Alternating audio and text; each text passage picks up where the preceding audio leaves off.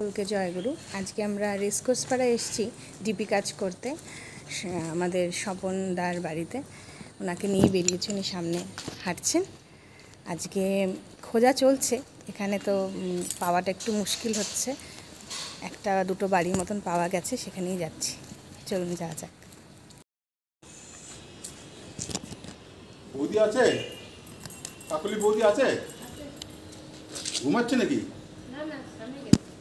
স্নানে গেছে। ও আচ্ছা, পরে জয় গুরু, জয় গুরু। কেমন আছেন? ভালো আছেন? শরীর কেমন আছে? বহুদিন তো মন্দিরে যাওয়া হয় না। সম্পূর্ণটা কি? ও ও জয় গুরু। তুমি দীক্ষা নিয়েছিলে শ্রী ঠাকুর অনুকূল চন্দ্রে? আমার বাবার কাছে নিয়েছিলে, নিধিরাম রায়। কবে নিয়েছিলে? অনেক দিন হয়ে গেছে না?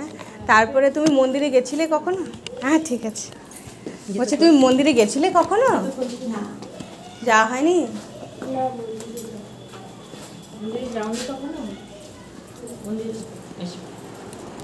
গেলে আমাদের ভাল লাগবে, যাবে। ছোট মানুষ, আমার মাস্টার্স কমপ্লিট হয়ে গেছে। তো সৎসঙ্গ হয় না? হ্যাঁ, ওই বাড়িতে। ওই বাড়িতে আমার ভাগ্নির বাড়িতে। হ্যাঁ ওই মাতৃ সম্মেলন হলে সৎসঙ্গ। বাবাও নিয়েছিল না? হ্যাঁ, ওর বাবা নিয়েছিল না? আমি ছিলাম ওই সৎসঙ্গে। বসো না, বসো, এসে বসো। তো দীক্ষাটা যে নিলি কেন নিয়েছিলিস, মানে কি কারণে? না, তোমার দাঁড়া, ওর কথাটা একটু শুনে নি। দীক্ষাটা যে নিলি কেন নিয়েছিলিস, কি কারণে? আমার বাবা বলছিল যে আমি তো জানতাম না এইসব বিষয়ে। বাবা হ্যাঁ। বলছিল যে বাবাও নিয়েছিল আগে, হ্যাঁ। মাও আমার দীক্ষিত।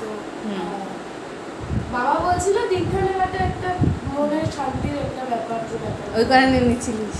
বাবা বলছে, এবার আমি বাবার কথা ফেলতে পারবো তো না।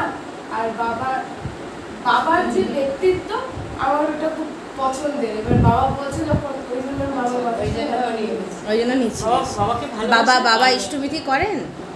মানে বাবা ঠাকুরকে ধরে চলেন, মন্দিরে যান? না, ইয়েতে যাওয়া হয় না আমাদের, মন্দিরে যাওয়া হয় না।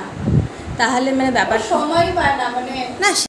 যেই ঠাকুরের আমরা ধরো, যেই ঠাকুরকে আমি যা ঠাকুরের দীক্ষা নিয়েছি মানে ভালোবাসি, তার জন্যই না দীক্ষাটা নিয়েছি।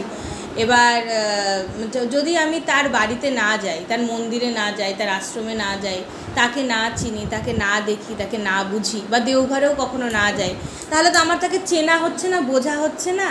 তাহলে আমি কার দীক্ষা নিলাম, কি করলাম, মানে একটা টাইমের পরে পয়েন্টলেস হয়ে যাবে ব্যাপারটা। আমি বুঝতেই পারবো না যে আমি কেন দীক্ষা নিয়েছি, কি কারণ, কি বিষয়বস্তুটা। যেমন তুই বাবাকে রেসপেক্ট করিস, কারণ বাবাকে সবসময় দেখিস, ভালোবাসিস, বাবাকে চিনিস। তো ঠাকুরের যখন দীক্ষা নিচ্ছিস, ঠাকুরকে যদি চিনিস না, জানিস না, বুঝিস না, ভালোই বাসলি না, তাহলে কী হয়? মানে একটা মন গড়া ব্যাপার হয়ে যাবে। যেমন আমরা শ্রীকৃষ্ণকে কখনো দেখিনি সামনাসামনি, আমাদের তার একটা ইমেজ মাথার মধ্যে সৃষ্টি আছে, মেবি মানুষ সৃষ্টি করে দিয়েছে বা কিছু, সেই ইমেজটাকে আমি ভালোবাসছি। বাট তিনিও তো একটা নরদেহে এসেছিলেন, মানুষের শরীরে এসেছিলেন, তারও গায়ে ব্যথা, যন্ত্রণা, জ্বর, সর্দি, কাশি সবই মানুষের মতনই হতো। তো তাকে যখন যারা সামনে থেকে দেখেছে, তারা যেইভাবে তাকে ভালোবাসতে পেরেছে, আমাদের ভালোবাসাটা কিন্তু সেই রকম হবে না। আমাদের একটা কাল্পনিক ভালোবাসা হতে পারে যে ঠাকুর এরকমই হয়, ঠাকুর এরকম সুপার হিউম্যান বিইং হয়, এরকম সুপার পাওয়ার তার থাকে, তাই আমি তাকে ভালোবাসি। বাট যারা তাকে ডাইরেক্ট সামনে থেকে দেখে ভালোবেসেছে, তাদের কিন্তু তার প্রতি একটা হিউম্যান ফর্মেই ভালোবাসা আছে। হ্যাঁ, সে দেখেছে যে এ অন্য মানুষগুলোর থেকে একটু আলাদা, এর কাছে গেলে আমি সলিউশনটা একটু অন্যরকম পাই, এ আমাকে অন্যভাবে প্রোটেক্ট করে রাখে, তাই জন্য তার প্রতি ভালোবাসা বেশি হয়েছে, তার প্রতি দীক্ষা মানুষের নিয়েছে সেরকম। তো তুই যেমন শ্রী ঠাকুর অনুকূলচন্দ্রের দীক্ষা নিয়েছিস, শ্রী ঠাকুর অনুকূলচন্দ্র কিন্তু কখনো বলেননি যে আমি এই আমার নরদেহ চলে গেলাম তারপরে যা খুশি তাই, মানে এরকম একটা ব্যাপার হয়নি। যেমন যতবারই মহাপুরুষরা এসেছেন, তারা কিন্তু কোনো নেক্সট কাউকে রেখে যাননি যে তাকে দেখে আমি চলতে পারবো, তাই না? তিনি নরদেহে এসেছেন, লীলা করেছেন, চলে গেছেন, ফিনিশ। তারপরে তার যে শিষ্যরা যা যা বলেছে, সে ঠিকও হতে পারে, ভুলও হতে পারে, আমরা সেই অনুযায়ী কাজ করেছি। শ্রী ঠাকুর অনুকূলচন্দ্র এমন একজন মানুষ, তিনি যখন এলেন এই ধরাধামে, তিনি কিন্তু বললেন আমি 10,000 বছরের জন্য পথ পরিষ্কার করে রেখে যাচ্ছি। আমি আচার্য পরম্পরা রেখে যাচ্ছি। আচার্য দেবের মধ্যেই তিনি কিন্তু বসবাস করে চলেছেন। ঠিক আছে, আমাদের যিনি আচার্যদেব আছেন, এখন আগে তাকে বাবাইদা বলা হতো, এখন তিনি আমাদের আচার্যদেব। আর অবিন্দাদাকে হয়তো চিনিস, অবিন্দাদাকে সবাই প্রায় চেনে, উনারই বড় ছেলে তিনি। এবার এই যে মানুষ যারা রয়েছেন আচার্য পরম্পরায় লীলা করে চলেছে, তারা যুগ উপযোগী হয়ে লীলা করে চলেছেন। ঠিক আছে, আমার এখন বর্তমান যিনি আচার্যদেব, তিনি এই যুগের উপযোগী।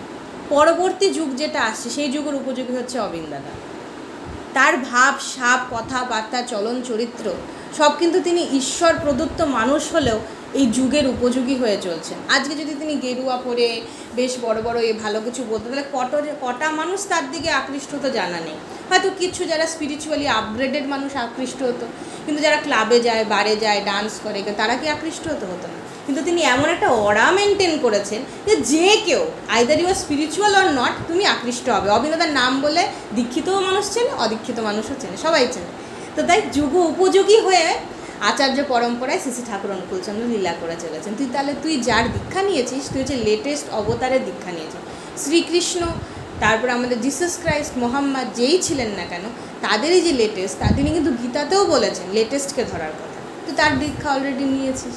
তো মন্দিরে যদি না যাস, আমাদের মতন একটু মানুষগুলোর সাথে যদি না মিশিস, ঠিক আছে, আর একটু দুটো বইপত্র ঠাকুরের যদি না পড়িস, কঠিন বই পড়তে হবে না। ঠাকুর যেটা 22 বছর বয়সে লিখেছে, আমি পড়ি, আমার ভালোবাসি, হ্যাঁ, কিন্তু ওই যে আর আমি ওর মতো নাও না, মিশতে পারে কম। আমি সবার সাথে এমনি তাড়াতাড়ি মিশতেও পারি, বাহ, কিন্তু মন্দিরে যাওয়ার যে বিষয়টা, আমি উঠি মানে একদম মিথ্যা কথা বলবো না, ঠাকুরের ছবিটা এখনো ঘরে আছে। আমি দীক্ষা নেওয়ার পর থেকে আমি মাঝে মাঝে আমার যখন মনে হয় যে ধুলা পড়েছে, আমি একটু পরিষ্কারও করে দিই, কিন্তু আমার ওই যে মন্দিরে যাওয়া, মন্দিরের সামনে দিয়েও অনেকবার আসা হয়েছে। আমি প্রণাম করছি, 2 দিন আগেই মেলায় গেছিলাম, তারও আগে একটু ওখানে কোথাও একটা গেছিলাম, সেখান থেকে আসলাম, কিন্তু মন্দিরে যাওয়ার যে ব্যাপারটা, ওইটা মানে কখনো হয়ে ওঠে না। তাহলে ওখানে কাউকে আমি চেনো না। আগে একদিন আসছিলাম, ওদের সাথে নিমন্ত্রণ করতে ছিল না ওরা। বাবার যে ব্যাপারটা, বাবা তো চলে যায় অনেক সকালে আর আসেও অনেক রাত করে। আর আমার প্রত্যেক দিন টিউশন থাকে, তার মধ্যে থেকে সময় বের করে যাওয়াটাই তো ধরো তোর ওই যে মেলায় যখন গিয়েছিলে সময় না, হবে। মেলায় গিয়েছিলে না, তখন হয়তো সৎসঙ্গের সময় ছিল, ঠিক ছিল না? মন্দিরের সামনে আমি ওই ফাঁকা ছিল না? হ্যাঁ, ভেতরে লোকজন থাকে, পুরোহিত পুজো দেয়, স্টোরের লোক থাকে। ফোন নাম্বারটা রেখে দিতে পারিস, ঠিক আছে, আমার সাথে যোগাযোগ করবি, আমার সাথে যোগাযোগ করে মন্দিরে যাবি, ঠিক আছে। আমি তোকে 2-3টে বই, ওই সত্যানুসরণ বইটা আছে হলুদ রঙে, ওই বইটা পড়বি। ওই বইটা পড়লে তুই অনেক কিছু বুঝতে পারবি। ঠাকুরের অ্যাকচুয়াল যাকে ধরেছি, আমি তাকে চিনব কী করে? প্রথমে বইটা পড়বো, তারপরে আচার্য সঙ্গ করব দেওঘরে গিয়ে, আচার্যদেব অবিন্দাদার সঙ্গ করতে হবে দেওঘরে গিয়ে, তবে না আমি চিনব আমি কার দীক্ষা নিয়েছি আর কেন নিয়েছি, রিজনটা তো জানতে হবে, তাই না? আমি একদম মানে পয়েন্টলেস বা ইরেসপন্সিবলের মতন কিছু করব না, যেটা করব সেটা আমি জেনে বুঝে করব, ঠিক আছে। তাহলে তুমি আমার ফোন নাম্বারটা রেখে দাও, তারপরে তুমি আমার সাথে যোগাযোগ করো, ঠিক আছে। আর তুমি সত্যানুসরণের বইটা পড়বে, পড়ে তোমার যেটা তুমি বুঝতে পারবে না তুমি আমাকে বলবে, ঠিক আছে। আমি এখনই তোমাকে বলবো না যে তুমি ইষ্টভীতি করো, করিস, ইষ্টভীতি তো করিস না মনে হয়। ইষ্টভীতি করো আমি এখনই তোমাকে বলবো না, আমি এখনও তোমাকে বলবো না, কিন্তু তুমি যেটা করবে, তুমি হচ্ছে সত্যানুসরণ যে হলুদ রঙের ছোট বইটি রয়েছে, সেইটা তুমি প্রথম থেকে পড়বে, অর্থমান যশ যেখান থেকে লেখা আছে ওখান থেকে পড়বে। পড়ে যেটা তোমার বুঝতে অসুবিধা, দিদি এটা কেন, আমাকে তুমি যে কোনো প্রশ্ন করতে পারো, যা খুশি, ঠিক ভুল তোমাকে বিচার করতে হবে না, আমি চেষ্টা করবো উত্তর দেওয়ার, ঠিক আছে। তারপরে তোমার যখন মনে হবে যে এটা আমার জীবনে চলার পক্ষে আমার জন্য কার্যকারী হবে, এই জায়গাটাতে আমি ধরে রাখা হয় না, একটা জায়গায় আমার খুঁটি বাঁধা থাকলে আমি আপনার যেখানেই উড়ি না কেন আকাশে, আমার চিন্তা নেই, আমাকে কেউ না কেউ টেনে ধরে নেবে প্রবলেম আসলে, এইটা যখন তোমার মনে হবে তখন তোমার যা ঠিক মনে হয়, ঠাকুর 3টা কথাই বলেছেন, যজন যাজন ইষ্টবৃত্তি। যজন মানে হচ্ছে নিজে আগে পড়ে জানা বোঝা, ঠাকুরকে রেখে জানা, পড়ে জানা। যাজন মানে আমি তোমাকে বলছি ঠাকুরের সম্বন্ধে এইটা, আর ইষ্টবৃত্তি মানে সকালে উঠে যা করতে হয়, ঠিক আছে। তো তুমি আগে যজনটা করো, ঠিক আছে। যজনটা মানে আগে নিজে জানো, শেখো, বোঝো, ঠাকুরকে চেনার চেষ্টাটুকু করো, ইন্টারেস্টটা জাগাও যে আমি নিয়েছি তো দীক্ষা, ভর্তি তো স্কুলে হয়ে গেছি, এবার 1 2 3 4 করে তো আমাকে উঠতে হবে। তো আগে তুমি বইটুকু পড়ো সত্যানুসরণ, যা বুঝতে পারবে না আমাকে জিজ্ঞেস করতে পারো, আপাতত এখন আমি আছি। তারপরে কোনো দিন দেওঘরে যেতে ইচ্ছা হলে চলে যাবে, আচার্যদেবের সাথে দেখা করবে, অবিনাদার সাথে দেখা করবে, ঠিক আছে, ও খুব ভালো লাগবে তার। ঠিক আছে, শুধু বাবা মা সব মারা গেলো পর তো। ও আচ্ছা, দেখো যাদের সময় হয়ে যায় চলে যাবে, এদিকে তো আমরা কেউ ধরে রাখতে পারবো না, না ঠাকুর যতদিন থাকার জন্য আমি ঠিক করছি আবার যাবো, মানে তোমার মনে আছে তো? হ্যাঁ, তাহলে মনে থাকলে তো তুমি শুরু করো, আবার যাবা মানে কি শুরু করে তুমি জমা দিবা আর কি। ছেলেকে বার করে, তোমার নামটা বার করে এটাই তো ঠাকুর ভাবে যে তার মধ্যেও আমাকে ধরে আমাদের সবারই সবার আছে। তুমি যাও আশেপাশে দু একটা বাড়িতে যাও, এখানে সমস্যা ছাড়া নেই। আজ আমাদের ভালো লাগে। জলপাইগুড়ি এবং জলপাইগুড়ি ডিস্ট্রিক্টের সমস্ত জায়গায় প্রত্যেক দিন দাদা মায়েরা বেরোচ্ছেন ডিপি কাজে। কেউ বসে নেই বাড়িতে, রোদ গরম বৃষ্টি কোনো কিছুই থামাতে পারছে না তাদের। এটাই তো ভালোবাসা, এটাই তো টান, এটাই তো ব্যাকুলতা। আমার আচার্যদেব আসবেন, আমি সর্বত্রভাবে সব রকমভাবে চেষ্টা করব যেন তিনি যেইভাবে আসবেন সেই কাজটুকু আমি করতে পারি।